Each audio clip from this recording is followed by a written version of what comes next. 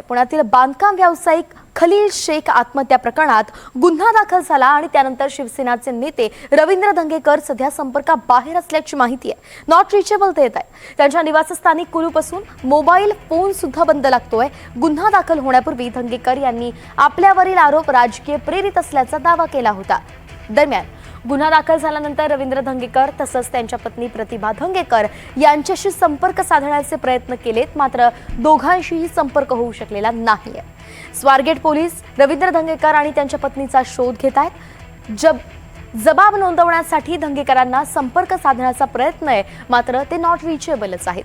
माजी आमदार रवींद्र धंगेकर अटकपूर्व जामिनासाठी पुणे जिल्हा सत्र न्यायालय अर्ज दाखल करणार अशी माहिती आता समोर येते आहे.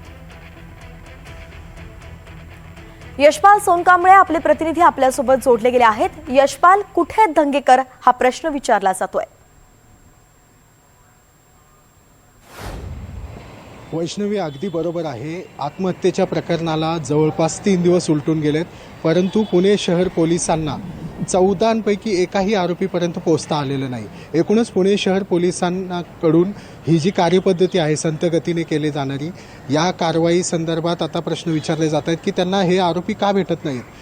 एकनाथ शिंदेंचे निकटवर्ती असलेले रवींद्र धंगेकर, त्यांची पत्नी प्रतिभा धंगेकर सध्या नॉट रिचेबल आहेत. तसेच मनसेचे राज ठाकरे यांचे देखील निकटवर्तीय बाळासाहेब शेडगे आणि त्यांच्या पत्नी देखील फरार आहेत. दुसरीकडे भाजपचे एक नगरसेवक रघुनाथ गौडा आणि त्यांची पत्नी आता विद्यमान नगरसेविका आहे, ते देखील फरार आहेत. एकूणच 14 आरोपींच्या विरोधात स्वारगेट पोलीस ठाण्यामध्ये गुन्हा दाखल झाला आहे, परंतु अद्यापही पुणे शहर पोलिसांकडून एकाही आरोपीला अटक करण्यात आली नाही. त्यामुळे संतप्त सवाल उपस्थित केला जातोय की खलील शेख याच्या आत्महत्येला जबाबदार असलेल्या या 14 जणांना पकडणार तरी कधी, का त्यांना पुणे कोर्टामध्ये अटकपूर्व जामीन अर्ज दाखल करण्यासाठी वेळ दिला जातोय, असा देखील प्रश्न उपस्थित केला जातोय.